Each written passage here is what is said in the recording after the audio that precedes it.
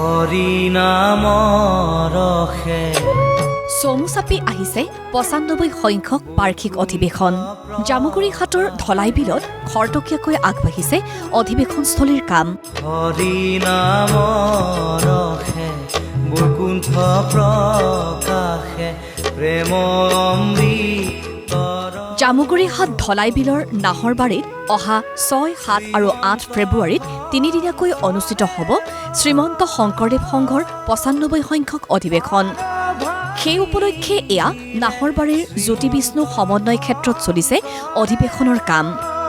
মূল ৰভা, মঞ্চ, প্ৰতিনিধিৰ শিবিৰ, ভোজনালয়, ৰন্ধনগৃহ আদি নিৰ্মাণৰ কাম ভাগে ভাগে কৰি আছে আয়োজক সমিতিয়ে। অধিৱেশন ভাগলৈ মাজত মাথো ২১টা দিন থকাত প্ৰস্তুতি পৰ্বৰ কামে লৈছে খৰতকীয়া ৰূপ। ইতিমধ্যে এই ধলাই বিলত জ্যোতি বিষ্ণু সমন্বয় ক্ষেত্ৰত শ্ৰীমন্ত শংকৰদেৱ সংঘৰ যি বাৰ্ষিক অধিৱেশন, এই বাৰ্ষিক অধিৱেশনৰ যি প্ৰস্তুতি ইয়াতে তুংগত হৈছে আৰু কেইটামান দিনৰ পিছতেই ইয়াতে আমাৰ মূল অনুষ্ঠানৰ কাৰ্যসূচীসমূহ ইয়াতে ৰূপায়িত হ'ব। গতিকে আজি আমাৰ এই ভোজনালয় যিটো আপোনালোকে দেখিছে, ইয়াত ভোজনালয় ৩০০ ফুট দীঘল আৰু ৫০০ ফুট দৈৰ্ঘ্যৰ বৃহৎ ভোজনালয়টোত একেলগে ১২,০০০ ভকতে বহি ইয়াতে সিদ্ধান্তমতি গ্ৰহণ কৰিবৰ বাবে যি দিহা কৰা হৈছে, আমি আশা ৰাখিছোঁ এইখিনি কৰিবলৈ যাওঁতে আমাৰ যিখিনি ইয়াত কায়িক পৰিশ্ৰম বা আৰ্থিকভাৱে যিখিনি আমাৰ ইয়াতে পৰিশ্ৰম হৈছে, এই সকলোখিনি পৰিশ্ৰমৰ বিনিময়ত যাতে আমি ভকত বৈষ্ণৱক সুন্দৰভাৱে ইয়াতে কোনো অসুবিধা নহয় আপ্যায়নৰ ব্যৱস্থা কৰিব পাৰোঁ। ইয়াতে আমি আমাৰ কৰ্মীসকল বা আমাৰ যিসকল দায়িত্ব বহন কৰিছে তেখেতসকলে দিনে নিশাই ইয়াত পৰিশ্ৰম কৰি এই কামখিনি কৰিবৰ কাৰণে আমি যৎপৰো নাচি চেষ্টা কৰিছোঁ।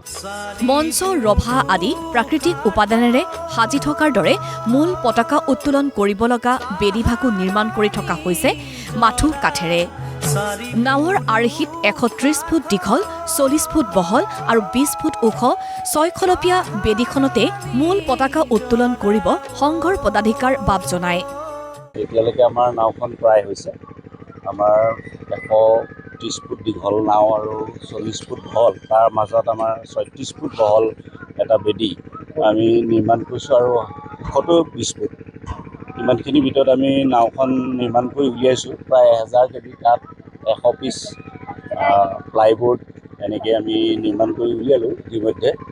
আৰু ইয়াৰ যিখিনি আমাৰ ফিনিচিঙৰ যিখিনি কাম আছে আৰু সাজ সজ্জা সৌন্দৰ্যবৰ্ধনৰ নাওখিনিৰ কাম আছে, সেইখিনি এতিয়ালৈকে হৈছে। আৰু এই নাওখনতেই আমাৰ এই বেৰিকেডৰ ভিতৰতে ইয়াতেই আমাৰ আৰু অলপ কাম আছে। এটা বাউণ্ডেৰী ৱাল ইয়াৰ ভিতৰত থাকিব। তাৰপিছত আমাৰ এনেকৈ ফুলনি পানী এইখিনি আমি কৰাৰ পৰিকল্পনা আমাৰ আছে। সুন্দৰ এটা বাটচ'ৰা আমি নিৰ্মাণ কৰিবলৈ যত্ন কৰি আছোঁ। ১,০০০ বৰ্গফুট কাঠ আৰু প্লাইউডেৰে নাওৰ আৰ্হিত পতাকা বেদী নিৰ্মাণ কৰাৰ দৰে মূল প্ৰৱেশদ্বাৰো আকৰ্ষণীয়কৈ সজাই থকা হৈছে।